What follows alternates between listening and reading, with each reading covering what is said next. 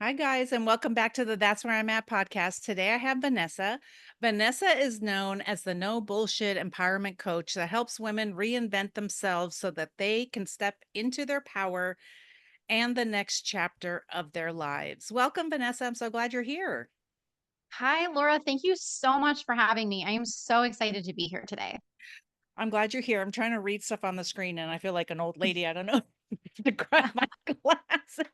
I don't know why all of a sudden I'm having such a hard time reading. But anyway, I'm so glad you're here to talk about what you do like as an empowerment coach. And I know we've talked about that you have kind of an abusive past, right? You've had some Mm. abusive relationships. And so tell me why you got into empowerment coaching. Yeah, so it really stemmed from my development into becoming an overachiever, right? Somebody who sought a lot of validation and needed to seek that praise and approval from people, and that really stemmed from my childhood. Okay. I had a very I guess tumultuous relationship with my father, who had these really high expectations for my sister and myself, and it was all Okay. about straight A's and performing and being Yeah. involved in extracurriculars. And so I know that's where that stemmed from me. My sister went the introverted route because of that. I Okay. went the extroverted route. So when you're an extrovert, then you're looking for all of this validation and approval from external sources. Yeah. And so I found myself in a career for 18 years, 18, 19 years. It was the one I started in, but I was good at it. And Mm. I continued to build up and get promotions. And so I thought that was the natural trajectory for my life. But then I just discovered that I wasn't happy Yeah. doing what I was doing. And the directive I always got from my parents, because they want you to be safe, is, well, Mm. this career has always been really good for you. It's kept you Right. safe, pays your bills. You should stick with this. And I had to fight with that a lot. It was this Mm. pull and this calling to be and do something else. And so I had to learn to utilize skills that I learned from my mom, which was to empower myself to, Okay. fix my own things in my house and not rely on men for things. And I Right. was like, how can I take these tools and use it to my advantage to get myself where I want to go? Because I'm a firm believer where if you're not happy in a situation, whether it's a Yeah. relationship, a career, friendship, whatever it is, that you can get yourself out of that, you've Mhm. got to learn to set that validation piece aside, which is really hard. And Yes, so it once is. I was able to do that, that transformed everything for me. And I was like, I have to teach this to other women because we all Yeah. struggle with that in some way. I want to talk about like when you feel like you're in a place where you're not happy and you want to go, right? And you have well-meaning people around you saying, "But it's a good job and this is safe." And I've just had to learn over the years that it's filtering through their own fear, right? And their own beliefs. And that Yes. doesn't mean it's right for you. So we have to unpack that, don't we? That Yes. maybe the people around us are well-meaning, but that doesn't mean it's right for us. Yeah, yeah, and I think it really comes from a place of it's every generation is different. We all grow up with these Right. different experiences, and so even, my parents lived a different life than what my grandparents lived, and Right. had a different perspective on it. And so it's just a matter of shifting that. And I think the most difficult piece around that is that we trust our parents, especially if you Yeah. have a good relationship with them Right. and Right. you lean on them for guidance. I am that person. My mom's actually in the next room right now, and I know she can Oh, hear this, but I am this person who will still call her and be like, "Hey, I'm at the grocery store right now. Where do I find this?" yes. Right? When I could easily ask someone who works there, right? And so we trust our parents in that way to always have Yeah. the answers. And so it can be really scary, but we have to remember that we have this compass and this intuition inside of us Mm. to know what is best for us, because we are living in a different time. We Right. do have all these new experiences, and we're still an individual. So just because we're being taught to be and do a certain way, and that life is best and safest this way, doesn't mean that that's the route that we have to go. We have to learn to trust ourselves before we trust anybody else. Right. So when people are coming to you for coaching, where are they at in their life? Because I mean, that's a big thing to say, yes, I'm ready to change my life and I want to be able to trust myself. We may not even realize that's what we need to do. So where are they at in mindset when they're coming to you? Yeah. So they are really of all walks of life, but they're at Mhm. this place where they're kind of stuck. They Yeah. feel like they're in limbo and they've reached this point in life where they're like, I can't do this anymore. And I have these ideas, I have these like niggles and these pulls in different areas Yeah. that feel like I want this, but I can't Mhm. make myself move. Right. So I'm here to make a decision, but I don't know how to start. I don't know where to start. And I'm not ready to trust myself, whether it's letting go of too much on my schedule or explaining to friends and family, like, hey, I actually don't want to be the CEO of this company that I've been running for 20 years. And I Right. actually want to work part-time on Zoom and travel the world and I want to do it by Right. myself. And Yeah. so they're in this place where they're just in limbo and Yeah. they're starting to explore, but it feels really big and scary. Yeah.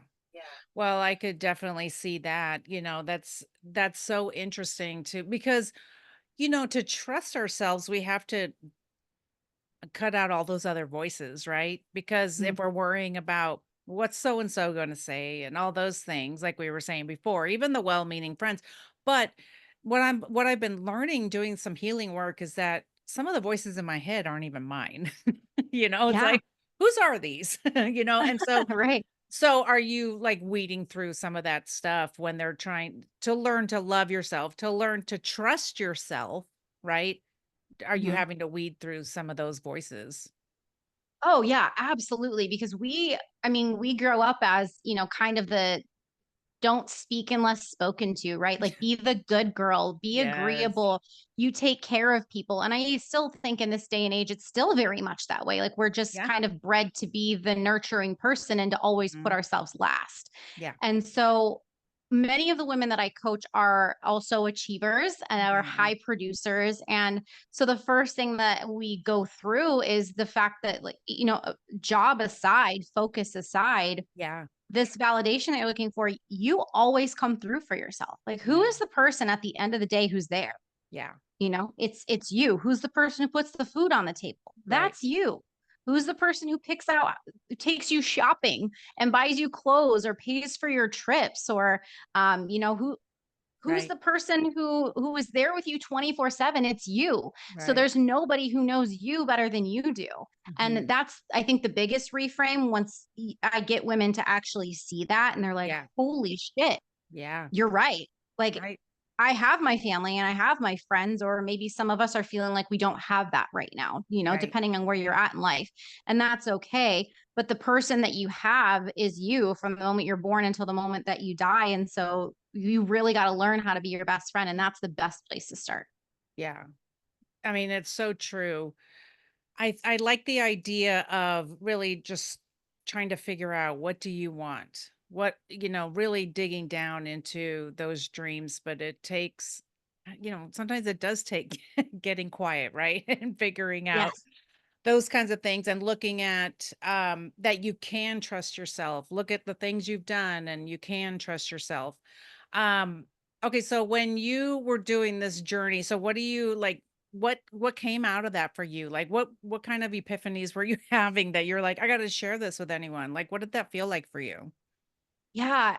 I mean, the easiest word is empowering, which I know is Yeah. funny because I'm an empowerment coach. But really, once I learned that I can trust myself and I Yeah. started to respect myself, which I think is a lot, not Yeah. that self love isn't needed, but self respect is so much more powerful because Yeah. you can develop a deeper self love and you're Yeah. treating yourself then like a friend, right? Yeah. So when you're Yeah. kinder to yourself, it was like all of a sudden there was more energy. It felt like Yeah. there was more time in my day because I was leaning into my own intuition and I was exploring things that I never thought that I would Mhm. be interested in. Like I had never considered coaching Right. before I got to this point and I just started sharing my journey online. I Yeah. just started posting photos. I wasn't even showing up on video and all of a sudden I got these DMs and they're like, "Hey, are you a coach?"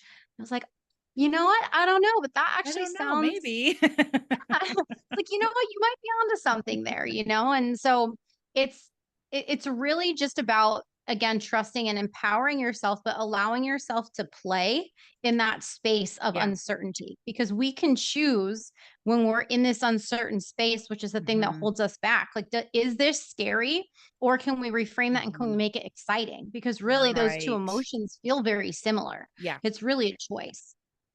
And and that's the thing that people don't understand is that actually trying things and even failing at them is is actually great for your new neural pathways. You're building your brain. It's Yeah. actually good for you. It makes you feel better, even though we've been taught that failing is so bad. But it's like it's okay. In my toxic relationship, failing wasn't allowed. You know what I mean? But now it's like I'm trying so many new things because when you are in a new stage of life or you're coming out of abuse or something toxic or you're making a life switch, right? You're completely changing your life. I'm trying new things and I'm like, and it's okay because my friends are like, "What, you're going to try that?" I'm like, "Yes." And I don't know if I'll like it and maybe I won't. It's like okay, but we haven't been societalized to allow that really. We're seeing the end Yeah. result a lot of times, even on social media, we see the highlight, we see the end result. That's why I like to hear like stories from the Olympics and stuff of like everything they had to go through to get to that point. It's like, it wasn't just today. They didn't just wake up like this, you know? Right. Yeah. Yeah. But it is a hard thing, and I'm sure that you're talking about that too, with others. Maybe with are you working just with women? Are you working with everybody?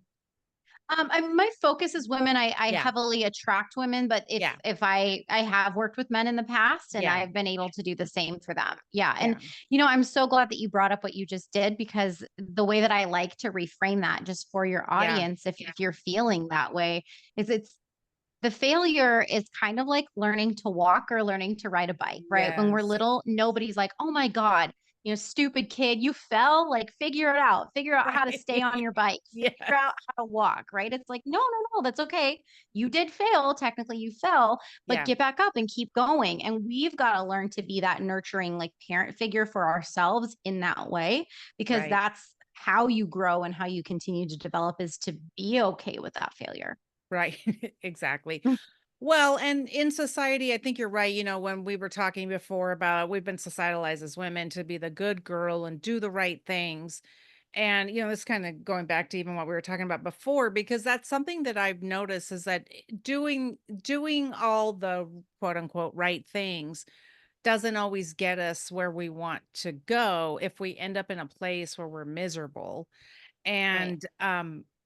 And but then sometimes we might be called a bitch if we like give our opinion or if we decide, well, I don't want to do this, or maybe we're ungrateful. You don't want to be the CEO of a company? No, I don't. I mean, I left my career as a speech therapist and now I'm a podcaster. Like I've never been Yeah. happier in my entire life. You know what I mean? And it's like the freedom to make a change when you're not worried about what other people are going to say has been really empowering. And, I'm sure you're seeing that kind of stuff with the people who come in and like, I thought I was doing all the right things, or maybe I should have done things differently or something like that. Are you seeing Yeah. that? Yeah. Definitely, definitely. I mean, there's so much fear with women in particular Yes. around, what are people going to think about me? What are my bosses going to say? What are the men going to say about me? Especially what are the women? I mean, I think we get so in our head about Yes. women. Yes. And it's even down to when you go out for the night, what makeup am I going to put on?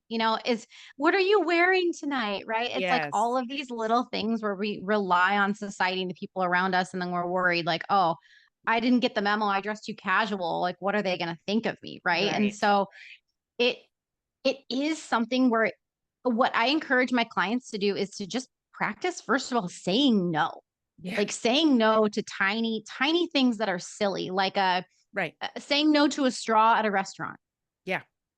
Something simple like that, sending your food back. Like Yeah. I was in restaurants for a long time, so I like to use the food examples, but Yes. it's something like that. If it feels just a little uncomfortable, just do it. Like, that's dipping your toes into the water of speaking your truth and leaning into your identity, and nothing bad happening. And so Right. anywhere that you can insert that, if somebody's asking you, can you squeeze in one more meeting today? Nope. I'm sorry, I can't Yeah. do that. Right? It sounds like a basic boundary practice, and in Mm-hmm. effect it is, But Right. the more you say no, then the more autonomy you're establishing in yourself Right. to then not worry about what the byproduct of that is. Cause you're also training your brain, oh, nothing bad happened. Right. That's what I always tell people who don't know how to set boundaries because that was my saving grace. So we need to talk about boundaries. That was like the ultimate act of self-love for me was when I learned how to set boundaries and that I realized that boundaries because as a recovering people pleaser, oh my gosh, I couldn't tell people what to do. And Mm. it's like, that's not boundaries. Boundaries is letting people know this is how you get to me. That if you continue being rude or calling me fat or whatever, then I don't participate in this conversation anymore. I leave the situation. I leave the restaurant or whatever. And you have to be prepared for that. You have to be prepared for people to be mad at you. And that's okay because somebody calling you fat is okay. It's like they don't need to be your friend anyway. But I Right. Well, like that. that's their problem. That's a whole nother, that's That's exactly. an issue in here for them. Yes, So yeah. exactly. But I always tell people when I'm talking about boundaries, I'm like, okay, so practice on the easy things. Like you just said, like somebody offers you a straw and you just go, no, thank you. And it's Yep. like, guess what? They don't go home at night and go, God, that girl, she was such a bitch. That lady didn't take my straw. She She's didn't take my terrible. straw, because even if they get mad at you. It's not your problem, which is very hard. I remember being in full on people pleasing mode, and that would have been really hard for me. But I tell my friends the same thing just practice easy things, when you don't know how to Yeah. set a boundary.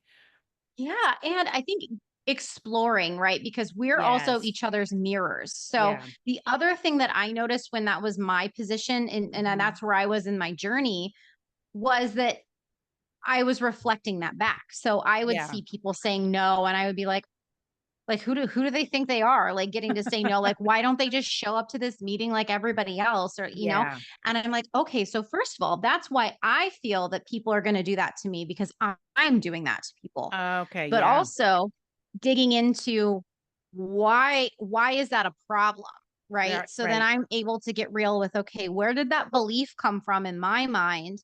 Yeah. And then I started to realize, like, oh, I'm actually jealous because I want to be able to say no. And I don't believe that it's okay Yes. because I have to continue to achieve and say, I got it. I got it. Let me pick up all the things. Oh, I And love so that. that was, yeah, that was also the other thing for me that really helped me to reframe and let go when I realized that none of that stuff actually came from me. It was like an autopilot type of Right. judgment that was reinforcing my belief. Oh, yeah, for sure. I remember before I learned what boundaries were, I would say out loud, okay? This was me announcing almost that I needed boundaries. Now I'm looking back, but I would say like, "I'm not sure where I gave you guys permission to talk to me that way, but I don't like it." And my couple of friends or family members, whoever it was, would look at me like, "What is like, you're unhinged." But what I'm looking back I understand now it was because I didn't know what boundaries were and I needed boundaries because I didn't like what they were doing to me. They kept Yeah. pushing and pushing and pushing. And I didn't know how to say, please don't talk to me that way because I was never allowed to, right? Especially if we've been taught that, say in our families, and in society really, Yeah. but it say in our families, we all have roles in our family. I mean, I wasn't allowed to talk, so I started a podcast. Yep. I mean, Good place to start. it's it's like, "You don't wanna hear me talk? Well, I'm gonna pick up a microphone."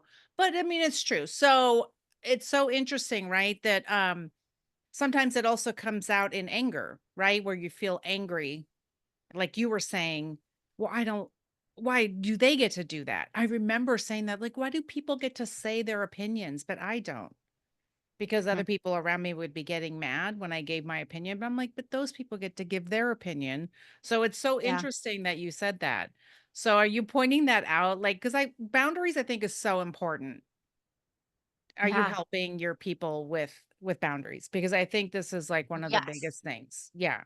Yeah, absolutely. Because I don't care where we're at in our journey, there's Yeah. always different levels to boundaries too. So whether it's Okay. basic, like, hey, don't talk to me like that, Yes. or it's, I actually need to draw boundaries with myself. Like, Yeah. what do my like as an overachiever, what does my calendar look like?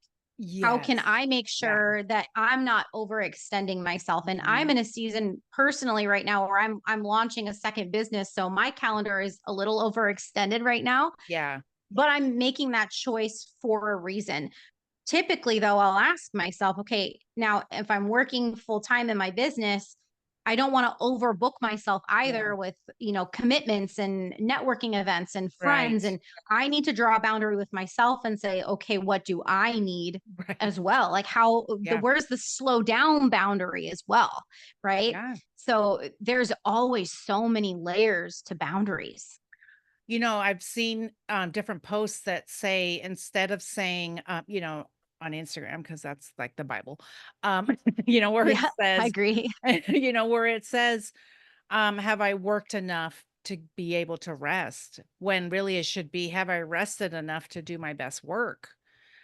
Um, there, Mm, so I took a really long hiatus, like a few months of recording, and there was just times where I just kept getting booked and all this stuff, and I'm sitting there going, "God, this is so annoying." And then I said to myself one day, "Did you know you can turn off your calendar?" Oh, yep. and so I like limited my days where people can actually book a call with me. It's like, what a concept, because I was feeling that way. I was feeling burnt out, and so then I wasn't good for anybody. You know what I mean? Hmm. So, but Yeah. but I'm sure you're having to teach, and maybe we can just give everybody permission. You're having to teach that it's okay to do this, to give this, to say, I can take a break. I need to rest. I Yeah. need to rest my brain. I need to rest myself. Yeah, and that's another thing that we're just taught in society, right? Is we live in this world of hustle culture, and especially if Yes. you're a woman who is a businesswoman, or even Yeah. if you're a mom, it Mhm. really doesn't matter, right? We never turn off. And again, that's Right. because we're bred to be of service to other people. But you have to give yourself that permission to Yeah. just slow down, because there's that saying, we can't pour from an empty cup. Yes. And it's true, but I don't think we ever take it another layer deeper. We don't ask ourselves, like you said earlier, Laura, like, what do I want? What's going Right. to fill up your cup? Because sometimes for some people, laying in bed and having a lazy Sunday fills their cup. For Yeah. somebody like me, I can't do that. I would be crawling out of my skin. I need to Uh-huh. go and go to the gym and do a dance fitness class. Yeah. That fills my cup. I Right. need to go out to dinner with family or friends. That fills my cup. So getting Mhm. clear on what you want and the things Yeah. that light you up, that's what will help you to create that balance that then helps you to build the boundaries. Like, it all builds on top of each other. it's Yeah. it's really funny once you start to pull back and see it. It's like, Yeah. how can you not do those things for yourself? I like that you said, like, there's a laying in bed thing, because that's my jam. Mhm. And then, Yeah. or go to the gym. And it's like, I think, even in society, or maybe even inside your close relationships, family, whatever, oh, you laid in bed all day, when that's really what you needed. I needed a lay in bed and read a book or watch Netflix kind of day, because all the other days I feel like I'm going. Um, and that might look lazy in comparison to what your idea of resting is, going to the gym. That doesn't make sense to people, right? But it's Right. that being okay, being clear with what you need, right? And being okay with what's going to fill your cup. I love that. Yeah. Yeah, 100%. And I have days where I want a lazy day. Sunday was one of those days for Yeah, me. I oversized sweater, even though it's 100 degrees out here. And that I was love it. that was my main goal for Sunday, was just to lay here and do absolutely nothing. And you can choose to share that with people or not share that with people, because Yes, not exactly. everybody understands. But again, that goes back to just being okay with being you, because it's really the key. That's right. So, do you have people coming to you to talk about relationships in any way? Like, say, maybe they want to start dating again, or they want to change their relationship or anything like that. Do you have anybody like that that's coming to you to work through things like that? It's not their primary focus. Okay. However, we do have people who we need to discuss that with them, right? We need to teach Okay. them communication skills. So Oh, I do have a piece that is communication because as you start to get to know yourself more, you yeah. slow down, you see the things you like. Some women in my programs want to leave their relationships, and Yeah. some of them want to leave their career. Some of them want to do something that feels completely out of character to their significant other. And Okay. so they need to learn how to explain, not explain themselves, but Yeah. to explain why it's important and why they're making that decision, right? Because the Yeah. more we get to know ourselves, once you're in alignment, it's really hard to move back out of alignment. Yeah. And so I do teach women how to explain that to loved ones and how to, convey that in a way that promotes support, because that is what Yeah. you need when you're making a major life change, no matter what that decision is. That's definitely something that I saw and I like the way you said that when you're in alignment and then you can't move back out of alignment. And that's a Really great hard. way. It is. That's a great way to describe it. I haven't heard it described like that. So I really like that because on my healing journey, certain people just started falling away because they didn't Yes. understand. So, are you seeing that or having to talk about that with people as they're healing and learning new boundaries and really starting to live the life they truly want? Are they seeing things that Yeah. Seeing to things me like it that. was the Yeah. biggest surprise. That was the biggest surprise to see people falling away from me that were like, I don't know about this new healing Laura. I can't take advantage of her anymore. Yeah. Yeah. And I'm so glad that you brought this up because it's a major component in It what I do and is. what I teach. Because Okay. this is another major quote that most people listening, I think, will know, is that you're Yeah. the sum of the five people you spend the most time around. Yes, Right. I And love so, that. yeah. And so as you get more clear on what you want, you realize that, oh, these people are taking advantage of me, or maybe they Yeah. are talking about me behind my back. And you know what? I don't have time for that. Right. And now all of a sudden, I actually don't want to hang out with this person. For Mhm. me, it was, I don't want to go out and drink on the weekends anymore. Mhm. And so those friends fell away from me. And that was just a personal decision. But your Right. friends start to change. And so, what the piece that I really want everyone to take away is that that's okay. Yeah. It might feel scary, it might feel unsafe, and you might be shocked. I was shocked at some of the people that moved out Oh, of my life. I thought that they really understood and saw me, me too. and they don't. But you know what also happens is when you move those people out of your life, you make room for the people who are aligned with that person you're becoming. Those are the people that are going to become your cheerleaders and lead you and guide you into this Mhm. new version of yourself. So there's so much excitement Yeah. around that. And that's really what you want to do anyway. And it doesn't mean that, like, I have best friends that I've been one since preschool Yeah. and one since fourth grade, and we're 35. So we've been friends Yeah. for a very long time, Yeah. and they're not on the same journey as me, right? Yeah. And so what that means is, even though they're supportive, if you have friends like that in your life, they don't have to be eliminated from your life because they're on a Right. different path than you. There's still a space for them as long as they're not, feeding into that negativity that doesn't fit in your life. Right. So it's not to say you've got to cut everybody out, leave them Mhm. high and dry, but the people you spend the most time with should be those people that are, you know, a fit for where you're going. And I like that you said that it makes room as people because you never have to break up with anybody. You never have to ask anyone to leave your they just go, because Yeah. it's their own decision. Maybe looking at you, it makes them uncomfortable and they don't want to deal with their stuff and you're dealing with your stuff. And without you saying anything, it just things happen and you're just different, right? And not everybody can handle that. They may not be in the same place and I like that you said that when they start leaving, it makes room for the new people that come in because I have people around me, especially being in the podcast space, and social media space. I have total strangers who are cheering me on every day that in my Yeah. DMs and emailing me. And it's so strange because I see people who were close to me who are like, they're not around anymore because they didn't understand. They don't understand what I'm Yeah. doing or how I'm healing or whatever. And it's interesting that you say that. So it's been scary and it's been sad but it's really good on the other side, and that's what's gonna happen. And so we I don't wanna discourage anybody from Yeah, well, no, if you really, it's think about it, great. well, if you think about it, if we turned around and looked at where we've been in life, Yeah. we would see that there actually have been people cycling in and out of our life Yes. as we grow and we develop and we Yeah. change anyways.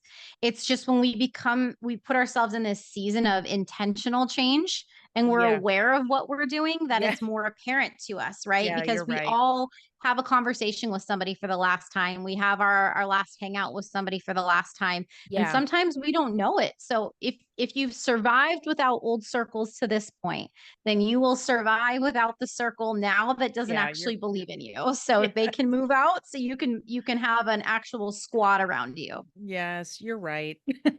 It just has been the most surprising thing to me. And so it's really on the other side, it's really good. And yes, sorry, my son was talking and I thought he was coming in here. But that's the thing is, but you're right. Like we have had people coming in and out everywhere.